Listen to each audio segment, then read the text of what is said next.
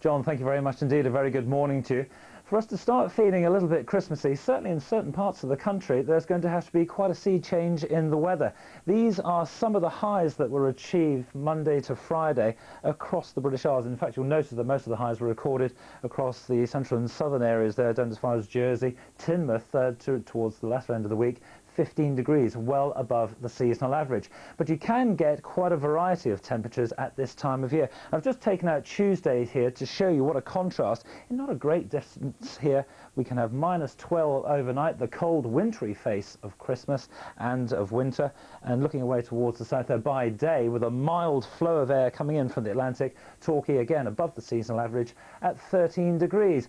But as I say, at this time of year you have to pay your money and you take your choice, certainly, because with that mild weather came an awful lot of rainfall, not just in the southwest, but particularly so across parts of Wales. That's, if you're as old as I am, 3.5 inches very nearly of rain falling in just 24 hours on what was quite a wet end to the week across many parts of the British Isles, but certainly so across the southwest, and as you see there, parts of Wales as well. Now, there has already been quite a change in the weather across many areas. We've got rid of that whole mass of cloud that produced such a miserable day for central and southern parts through the course of Saturday. We've still got quite an area of cloud that are producing a lot of rain showers at the moment for the most part, but once you get up over the high ground in Scotland, or indeed up towards the Northern Isles, they are going to turn increasingly wintry through the afternoon, driven in on gale force winds, certainly across the Northern Isles and some of these exposed coasts and hills as well.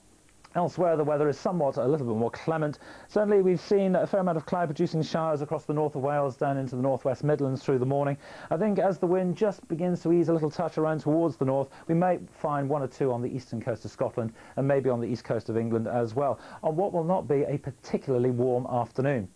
Now, overnight, as I say, with that slight move in the wind around towards a more northerly quarter, some of those showers will just begin to flow over the eastern coastal fringes. We'll lose some of these over towards the west, maybe the odd one for the western coast of Wales, but the skies are going to start clearing, and another feature is that we'll see the winds begin to drop out as well. You see there are quite large arrows to start with coming in from the northwest, so quite a chilly direction, but they ease overnight, and with the clear skies there'll be quite a widespread frost, so there again the wintry face of winter. Now, into the new day, clear skies for the most part, but as the day progresses, we'll bring more cloud into western areas, and by the end of the day, the western side of Scotland, parts of Northern Ireland might see the odd spot of rain or drizzle on what will be quite a chilly day across many parts of the British Isles, not much better than 4, 5 or 6. So there in the first part of the week, it's the cold face, but certainly as we get on in towards the middle part of the week, well, there I think things turn a good deal milder, certainly for northern and western parts. We bring fronts bearing cloud and rain up and across certainly the northern and western parts, and notice too we change the wind direction. We lose that cold northerly, and the wind eventually starts piling in from the south and southwest across these northern and western areas, and see what that does for the temperatures. We lose those rather chilly looking colours there at least, and it begins to warm up across western Wales, through Scotland, Northern Ireland, and perhaps the southwest of England too, but staying on the cool side further towards the south and east. So see the difference in the temperatures. 4s, 5s and 6s to start off the week across Scotland, and then Tuesday and Wednesday 9, 10 and 11 degrees. Elsewhere across the British Isles we have that divide.